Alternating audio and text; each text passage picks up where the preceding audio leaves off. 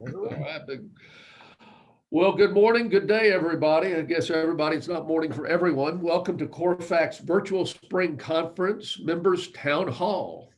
It's a long sentence. I'm Phil Crane, Principal of Providence Commercial Real Estate Services, CORFAC International in San Antonio, Texas.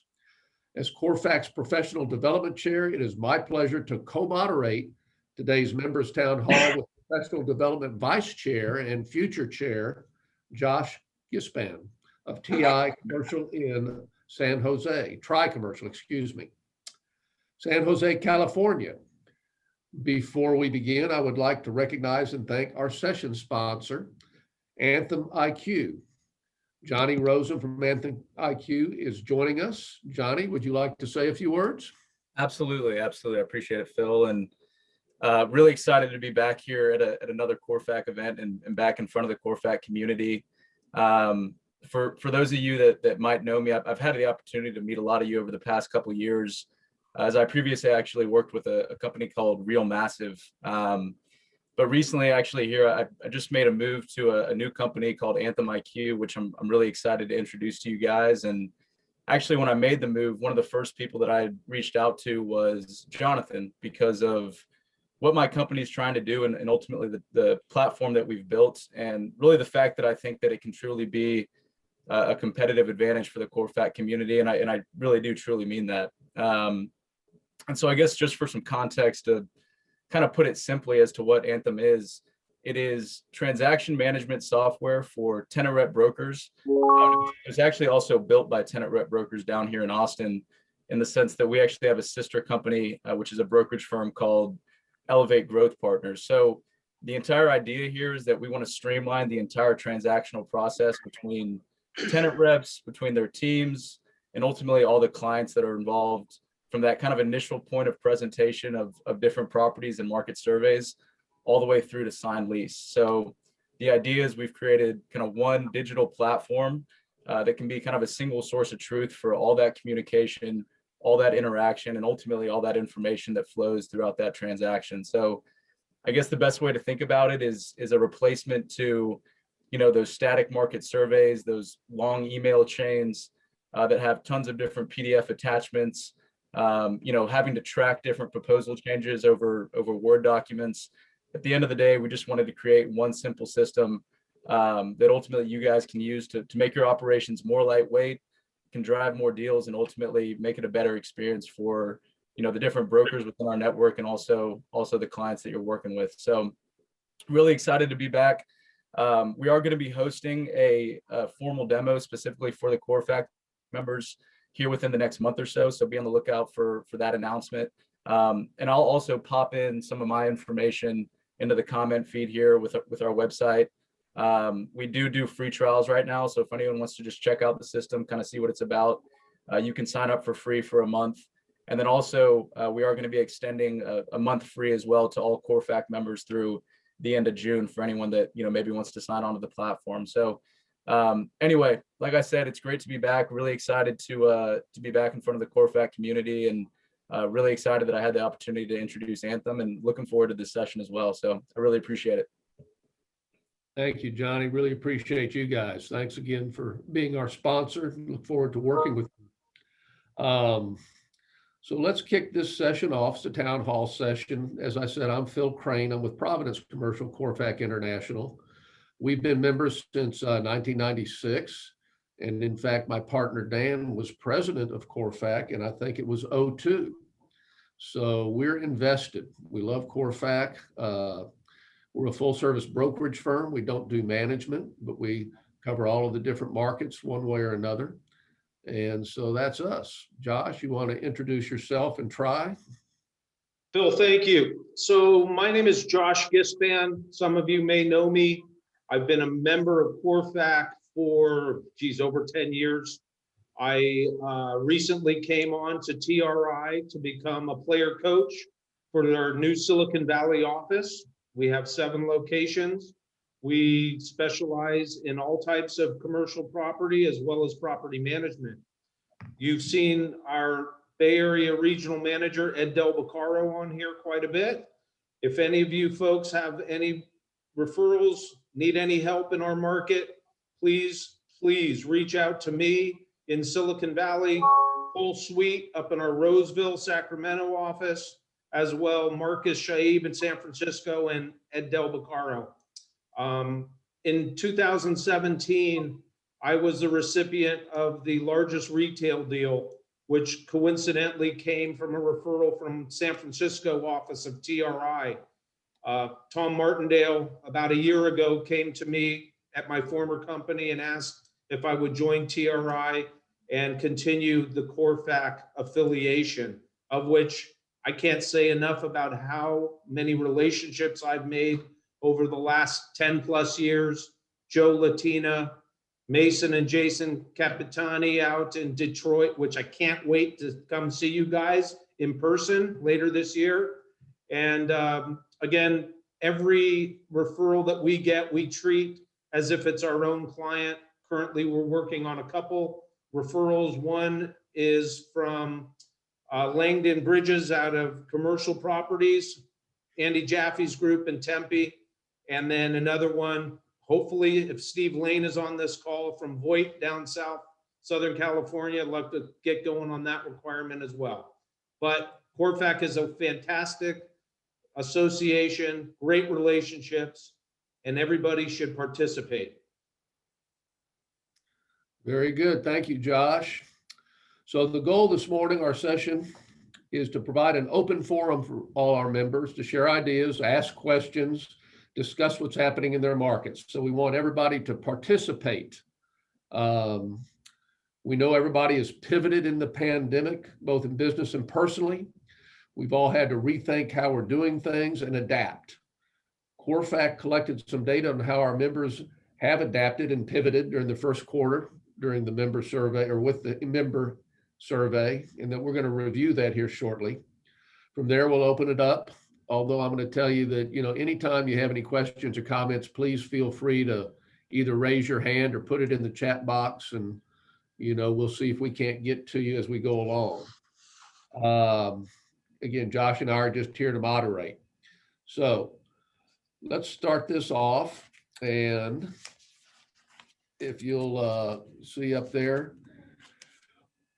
the members town hall, how have we done that? So we're going to show you the member survey and the data and go through all of that. And everybody can share their best practices of what's working, what's not, and how CORFAC can help. And then we'll have a question and answer period as well. So moving on. So back in February, HQ sent out to all the members a survey that basically was asking how business has been impacted and what's driving your business in the past 6 months. And as you can see by the pie chart, it breaks up into the majority of industrial and manufacturing at 74%. And then we had cold storage and warehouse at 35%, followed by office subleasing and dispositions at 32%. And then e-commerce, big word out there, 23%. Retail and adaptive reuse, 18%. And then government and nonprofit at 7%. I must say, though, that we need a little more participation from our members. Apparently, there was only 10% of membership that responded to the survey. So if we could get that up a little bit, that'd be great. But it is at least statistically relevant. So next slide, please. So where are we getting our business? You can see, whether it's from, something we're winning from competitors at 39%, new clients, 51%, expanding clients, 63%, and clients who are downsizing, 51%. So, I know in my experience that the new clients and clients who are continuing to do more business in San Antonio are the two places where I'm really seeing most of my new business coming from right now. Next slide, please. So when responding, what came back, what changes has your company made to address the challenges in this pandemic? And the response was implementing new technology at 71%, expanding services provided to their clients, that came in at 39%. Expand markets and regions covered was at 22%. Increasing staff came in at 20. Decreasing staff, which I'm good to see, is only 3%. Our staff is our lifeblood of our companies, and they keep us going. So the fact that the decrease was a minimal amount is very good in the big picture of us surviving. That's it. Next slide. Okay. Biggest challenges facing our clients. You can see that's led by COVID-related.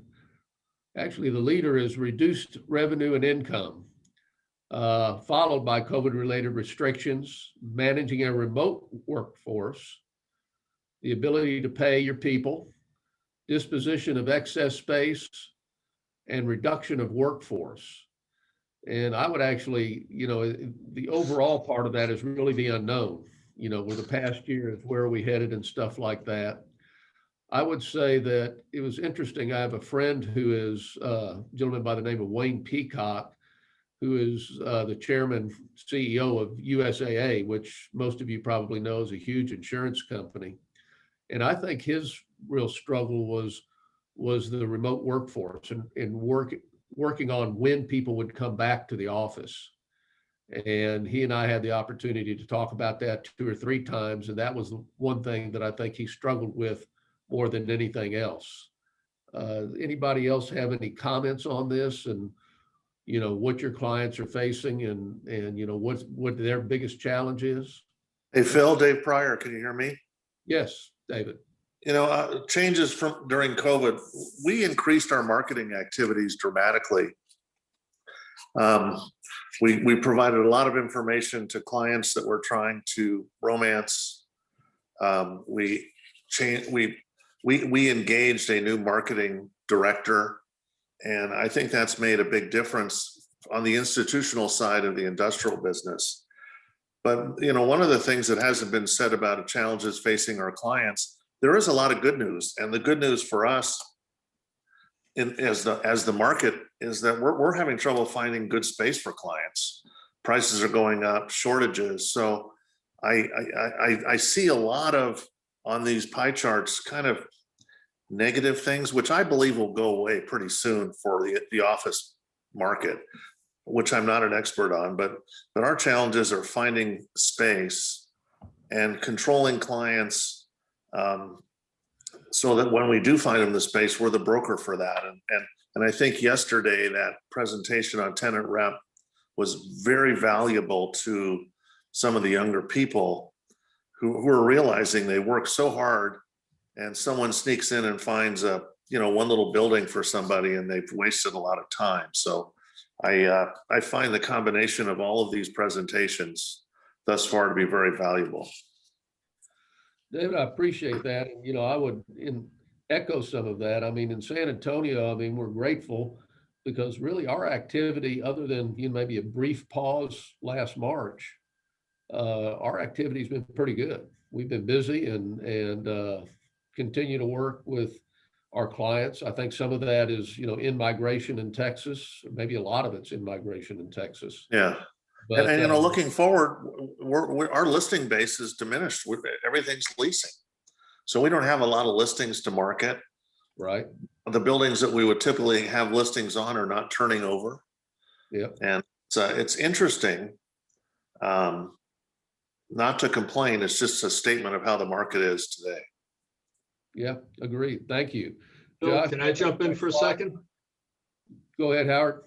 I'm primarily in the office market, which is certainly not as robust as the industrial market.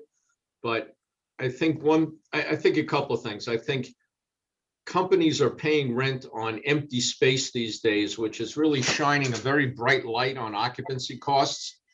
So that can be a negative, but it can also be a positive because I'm working with 2 clients with substantial amounts of space who are saying, hey, in one case, hey, we're going to renew this space. We know we're going to renew this space. We're 2 years out from our lease, but I can get them a tremendous deal today on a blend and extend.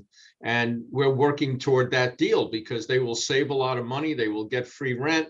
They'll roll back their base years. They will get work allowance, all kinds of stuff that they're getting because we're at a trough in the market, a bottom point in the market. And you know what? The landlords are happy to give it to us and we're happy to take it and everybody will get some value by the end of it.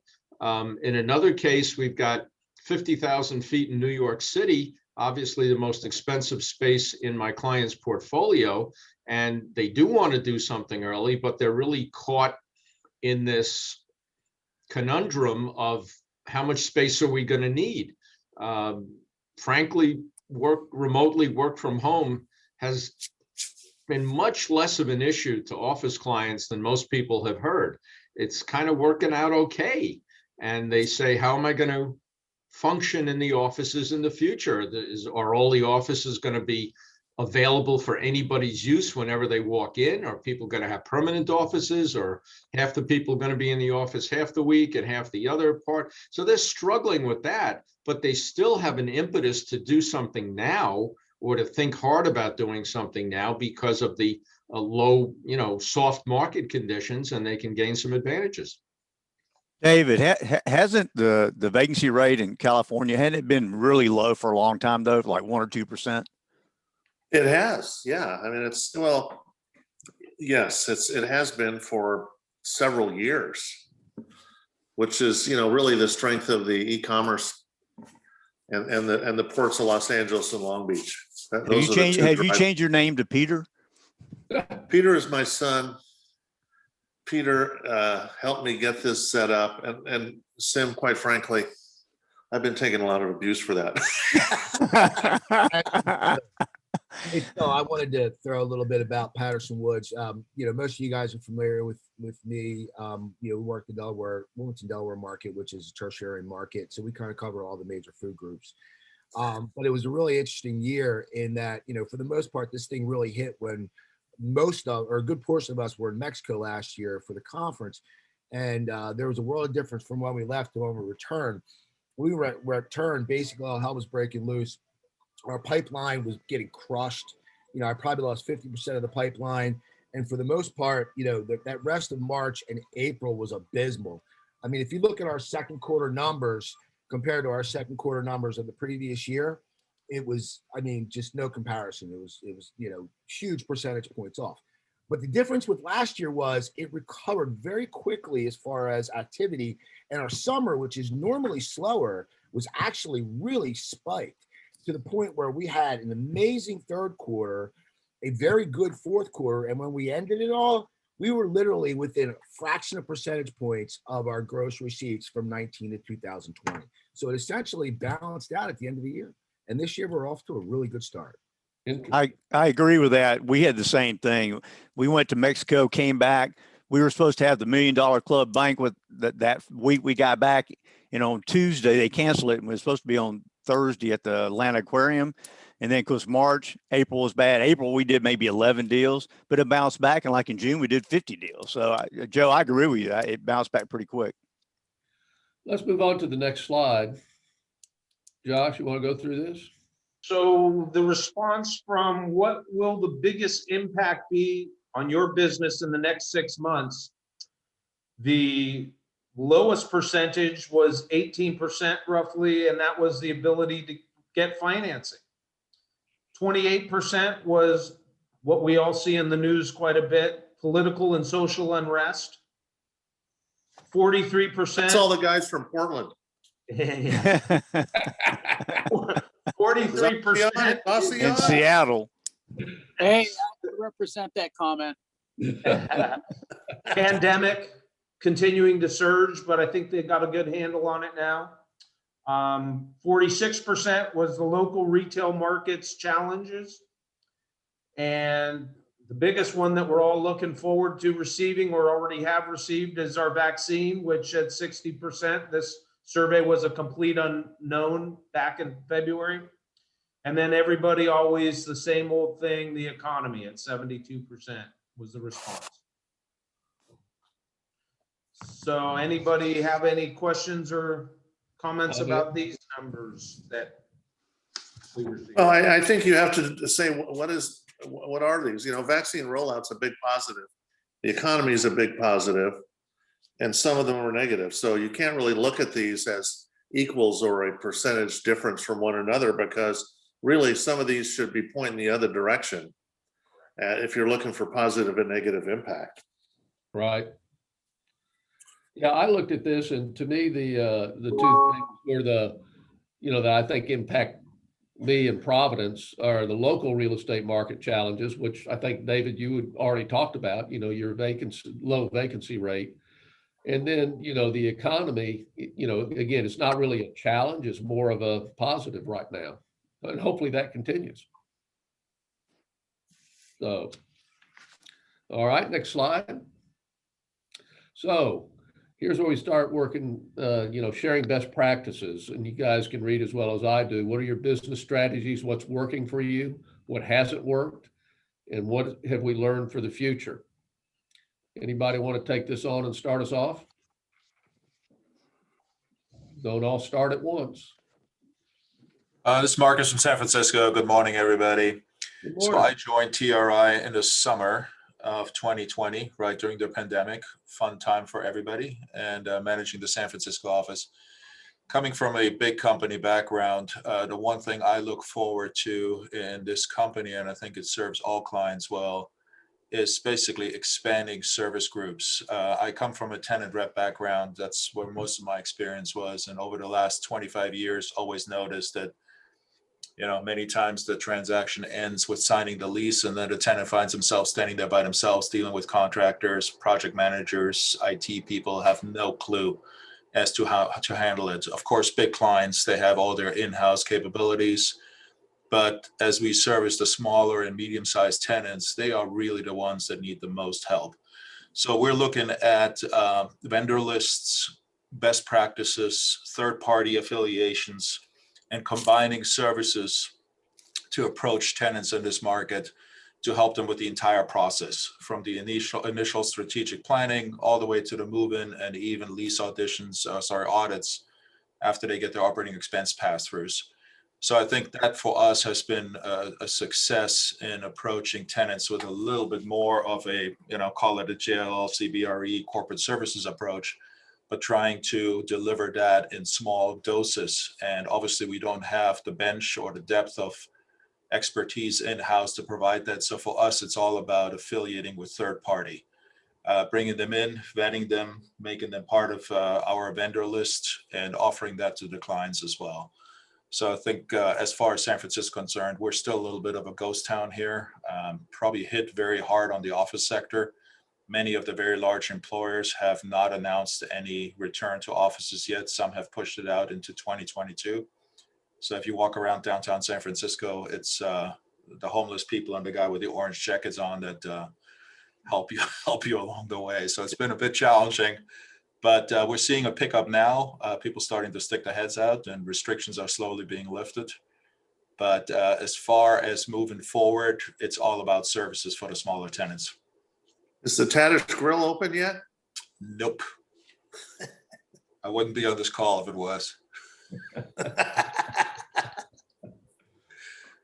Well, David talked earlier about actually expanding his marketing. Has anybody else done that? Somebody said to me, the guy with the best Rolodex wins. Of course, now is who has the best database and emails and, physical mailing addresses. People like to get mail once in a while.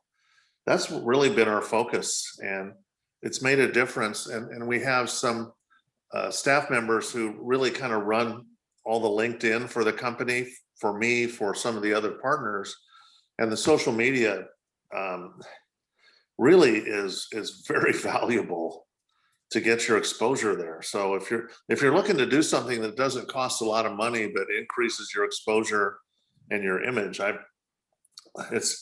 everybody has a little more time now. If you say you don't, you're lying. So spend some time doing that. Yeah, we stole David's Tigergram and made it a Kingram. So we do a lot of direct mail, we do emails, we do cold calls. And you got to reach out. We even hired an outside consultant to help us more with our social media and our website and all that. And David's right. You got to do more. And the other thing is when this whole thing started, it used to be you get everybody and throw them in a car and go do a tour. The tours changed into 3 or 4 cars going to see the same space because everybody was in their own car. And then we'd have people in the Northeast. If they came here, they were going to have to quarantine if they flew back to New Jersey or Pennsylvania, wherever they went. So we actually had to go out and do virtual tours, which quite frankly was a pain in the ass. It took a long time because if they wanted to look at 3 areas and they're looking to do 500,000 square foot deal, I mean, you had to go out there and do videos and drones and all that kind of stuff and put it into a presentation along with the flyers and all that. So, but it does work because we're close to, it's a year later now, we're close to signing that deal probably next week, I would think. So you gotta be adaptive, I think. And just You to, know, just to Go piggyback ahead, on Tom. that, Phil and Josh, we've engaged a LinkedIn expert who's going to do a Zoom program for us in early May. So you guys will be getting information on that soon. The guy comes highly recommended. Hopefully that'll be helpful. And Oh, yeah. also our the marketing people from the CORFAC firms are met about a month ago, and they're going to meet every other month. And just a great exchange between those folks, because they've never really gotten together, and they're exchanging ideas about what they do social media, what they do advertising, etc. So a lot of good stuff to come from that as well. When What people I- are not, when people are not seeing each other in person, you can create an image for your firm that makes you as big as the real big guys. And as long as you provide the same or better level of service, they'll work with you. Okay, shameless pitch here. I just stuck a article in the chat box for you guys. It's something that I wrote back the end of January that essentially is exactly what we're talking about right now. I wrote it for Mid-Atlantic Real Estate Journal. So as I don't have to repeat myself, I'm happy to elaborate, but a lot of kind of our strategies are kind of summed up here in this article I wrote. So feel free. Thank you. Hey, David Boyd's question there about virtual tours. We're actually doing that and implementing them on our listings. We live in an area here, Silicon Valley, the Bay Area, high technology, but everybody across the country has the same ability to get on a Zoom call. I'm making a challenge to everybody here. I see people's faces. I see a lot of names. What I'd like the people that have their name up, flip your camera on. Let's see your face. I know that when I call you and I remember what you look like, I'm going to have a warmer response. Joe Latina, I talk to him, I see his face. Jonathan, I see his face. All of the people on our call, we're so fortunate to be working. Thank you, Jeff. We're working in a time that we can communicate across the country in real time. So let's communicate. Another challenge I have to all the members here on this forum today, reach out to somebody you don't know. Make an introduction to another person. Maybe you are from their town. Look up the list of where everybody lives and what markets we service. Reach out to somebody. You'll make a tremendous relationship. I've done it in the last 10 plus years across the country. Sim, love having drinks with him. Howard, love talking to you and your wife. Sandy as well. So, it's just a great thing that we can do, and it's easy. The second part of David's question was, is there any vendor, maybe a national vendor, that's good for helping you set up these virtual programs? Or are most of you guys doing it in-house? How are people handling these virtual tours? Sim? Some of us need to turn our videos off. I'm just saying. Yeah, by the way, I for one like the wolf better. Yeah. I'm sorry. Go back, Phil. Go back to How your did you question. guys do your virtual tours? Did you do that in-house? Did you hire someone? Who did the drone work? Yeah. What we did was I got Mike Tanner, who's our IT guy, along with Bob Stevens and me. We did all the video kind of stuff where we went into the spaces, and Mike actually had a camera he got where it would do 360 degrees for the office part of it. And we also did the warehouse part of it. We actually were able to get some of the drone footage from the developers who had the buildings. And about, I don't know, half dozen of my guys have drones as well. But it was a mixture of us putting together drone footage, videos, and then the flyers where when you were doing your, I guess, for Zoom meeting with the client, you actually could zoom in on the flyer and pull up a page and talk about what was there. And you look at the site plan and how many dock doors, all that kind of stuff. So what the truck parking looked like and all that. It was a lot to do. Mike Tanner did a hell of a job putting it together. I can't imagine what it would have cost me to do it without him. And we had to do it for 3 really large areas in different markets in our area. So it took a long time. Hey, Sim, Anybody else use this it? is Jeff. This is Jeff Garibaldi. Sim, I assume you might be talking about the transaction that we are working together on. That's correct. With Mike Berlacci, and I just shout out for Sim. It was spot on. It was really well done. You talk about trying to pivot in this kind of a marketplace and how do you change the way in which you serve your clients, and it was very effective. And it went a long way to kind of solidify the confidence in the clients, because I know the clients actually did travel there, and our broker Mike Bartolacci did do as well. Well, Michael did a great job and is doing a great job with them. So Yeah. he's been great to work with. No, he's a good man, but well done though, very effective. Well, thanks for that. That's CORFAC. So that's some of the things that have worked. Has anybody seen anything that just hasn't worked, where it's really, not been successful? Doing nothing. There you go. Right or wrong, do something. Hoping. Well, I agree. I mean, for us, our world hasn't really changed all that much, but it's getting up and being, in our case, we all come to the office of being here every day and just, working and reaching out to the people and doing the same things we've done for a long time. Any lessons learned for the future?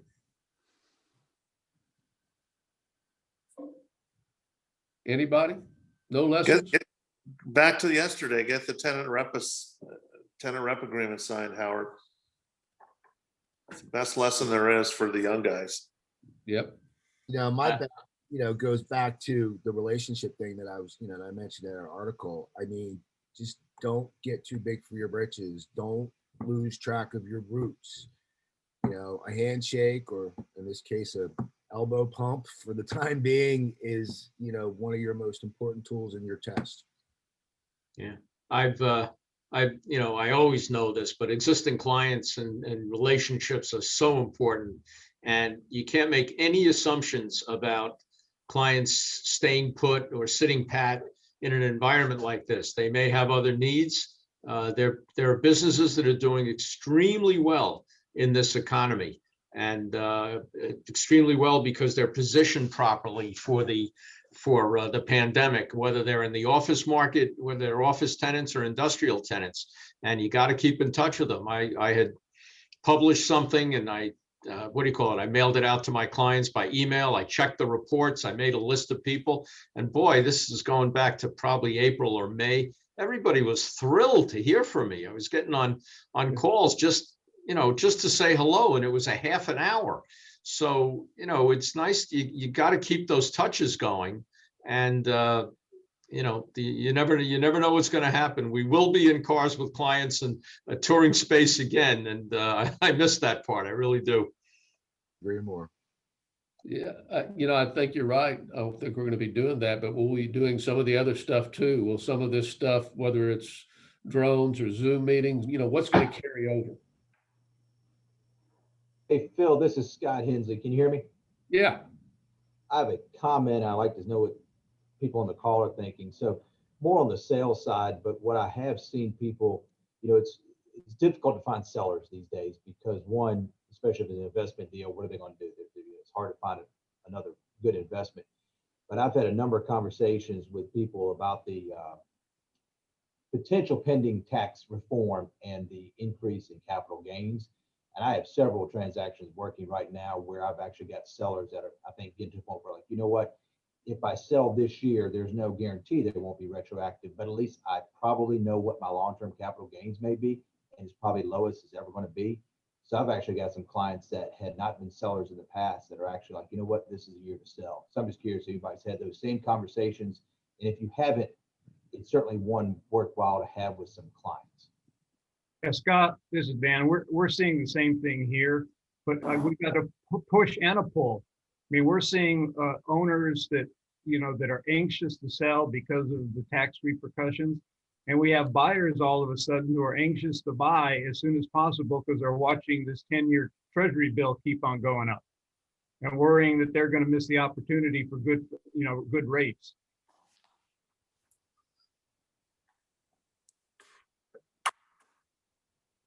Anybody else have any comments on, how the future may hold for 1031s?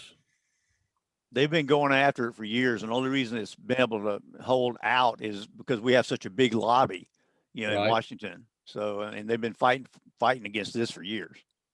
Yeah, it's a different world there now. Yeah. All right, guys. Josh, you want to take the next slide? Do it.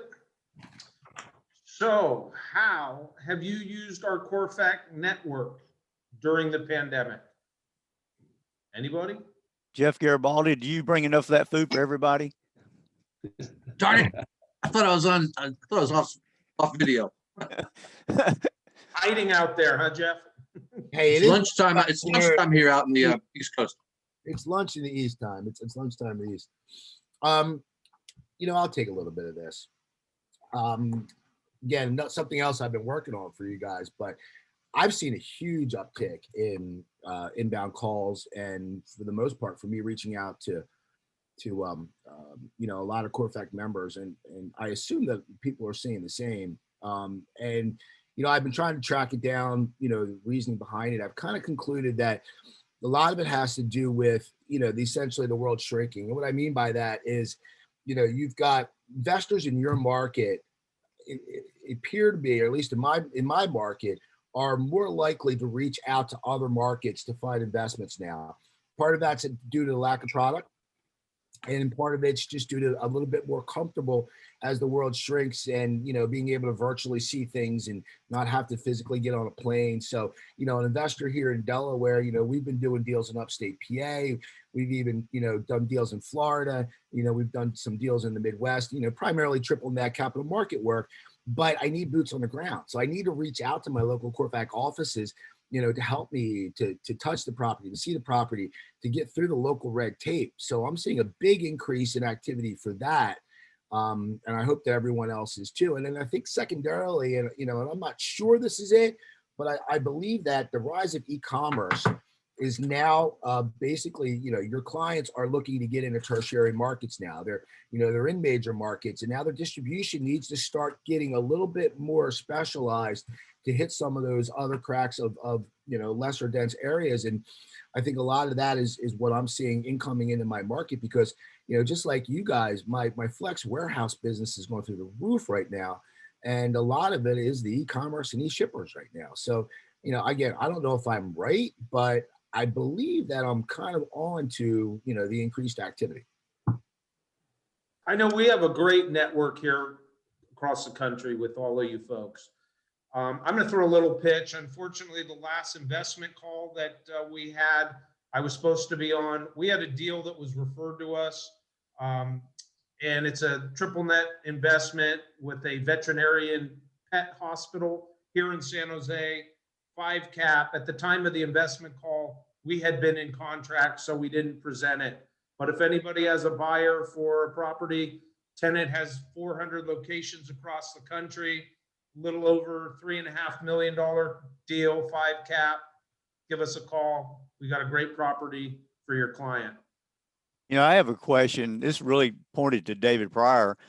In our market, if you have a 500,000, $1 million square foot building, and you put a Fortune 500 company in there, used to be around a 5 cap, or maybe it's a 4.5 now. But your cap rates are a whole lot lower now than that, aren't they? They're sub 4 on something like that. So wouldn't it make sense for you to take some of your guys there and bring them to here to buy some stuff like that? Because your cap rate would be higher, the right? argument is, why are they sub 4 caps? Because the projected rent growth in 5 years, there'll be a 5 cap. Got it. we're seeing rents grow here, particularly in the last 3 or 4 months by 20% for Class A large buildings. And so if you have that, on the rollover or a fair market option, you're gonna pump. These people are buying the future here because the port is not going to become less important. And it's, our occupancy rates and everything else are just driving it, and politics are driving it because it's very difficult to get entitlements and the right to build here. We sold Prologis a 24-acre site and a 30-acre site near the ports of Los Angeles and Long Beach. Great locations. They can't get them entitled for political reasons. So if you have a building that's up or entitlements to build, you have value. Guys, land is leasing here near the port, a 7-acre site, just had a long-term renewal placed on it for 48 cents a square foot a month, triple net. So if you do the math, a little under $6, capitalize that at 4%, land is over $100 a foot here. Shoot, come to San Antonio, man. We'll transport it for that kind of difference. Come to Kansas City, we'll do it for nothing. We have a lot of investors that want to sell here in our market, the 4+5 cap rates and venture out. Come see you guys in the Midwest and in the Southeast. So question, what can we do as a network to support you in the future?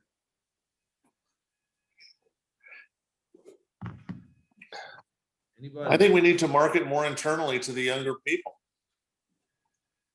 I think we need to be sending emails to these guys reminding them of the resources. And I think, before I say that, I think CORFAC's done a very good job, but sometimes the emails that go out have too much information on them to read the whole thing when you're busy. So if there's, one fact, one idea, one something every week, I think that would be really good, or 2 times a week. But we need to keep reminding them to ask about, business outside their markets and those sort of things. You have to ask the question, where else can we help you? Where else do you need services? We have affiliates across the country and across the world. Yeah, but I think this is an education internally within each shop, frankly, and that's not CORFAC's responsibility. But if people in their local markets are happy doing business in their local markets and their individual brokers don't think about multi-market business, it's really hard to get them trained. And that's what does the principal of that shop want to do? If he wants them to think multi-market, then obviously we've got a bigger audience. Otherwise, we keep seeing the same faces on these Zoom calls, which is fine, but it's the tip of the iceberg in terms of how many brokers are employed at all the CORFAC shops around the world. Howard, easy for you to say there's only one guy in your shop. My whole company is here, Sim. You can't say that. I know here at TRI, we're trying to do a lot more inter-office. We have a lot of meetings that we have a retail group and we have other specialty groups that try to get input from our Walnut Creek office, Marcus up in San Francisco, and we're actually bringing in the Sacramento and Roseville guys for our retail meetings. So again, bringing more people together gets more ideas. This session this morning, same thing, just spark ideas, but ask the question, because we have resources here that amount to, hundreds and hundreds and hundreds of years of experience. So let's utilize it. Yeah, I would just like to add, this is Jonathan in Chicago. Obviously the last year has been challenging for all of us. And, this will be maybe the Jennifer, Christie, Diane, the 35th or 40th Zoom type program that we've done over that period. And, I always try to look for a silver lining in things. And it's amazing to me, all the new faces that we've seen in that time period and that we've reached. So I think, Joe, to your question, is that because we've got newer people engaged and that's why you're hearing from more people? But I just have a couple of comments. And so, always know that you have the extranet to send out a blast to all of CORFAC or a specific group of CORFAC people, whether you just want to reach the people in retail or office, and that you can do that at any time. You can also download a member list and make it a more personal note via Outlook, which I find a little more effective. It doesn't catch as many spam filters and that sort of thing. But, the one thing I remember, and I'm going to quote a brilliant guy in this call, David Pryor. I remember one of the first things David ever said to me was treat CORFAC like your board of directors. And, if you've got an issue, if you've got a question, reach out to them and see what other people are doing in different areas. Thank you. Hey, Josh. Jonathan, I was going to say one thing. When you talked about LinkedIn, and I think we all could use some help with that. Dan Granat of Joel and Granat, he's really up to date on that. So you might want to touch base with him. He's actually taught classes on it, I think. Oh, good to know. Thank you. Hey, Josh, this is Scott Hensley in Charlotte. I'm going to go back to your question. How have you used CORFAC Network during the pandemic? And as the chair of the Affiliation Development Committee, we go out and talk to prospective firms.